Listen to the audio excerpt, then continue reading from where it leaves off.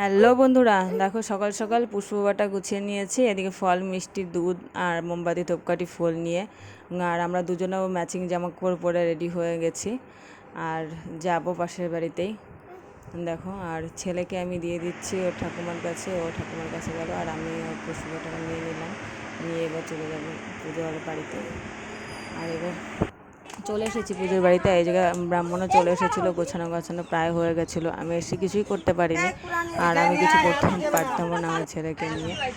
আর তাই সকাল সকাল পুজোটা হচ্ছে দেখে করলাম। আর এই জায়গায় পুজো হচ্ছে সত্যনারায়ণের পুজো, বাড়িতে হচ্ছে, আর সেটাই করতে আমিও ভাবলাম আমি একটু করি।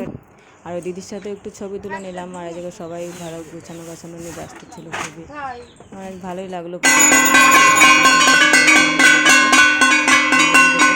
তখন তো ভিডিও করা যায় না। আর এদিকে দেখো যজ্ঞ হচ্ছে, যজ্ঞটা শেয়ার করলাম।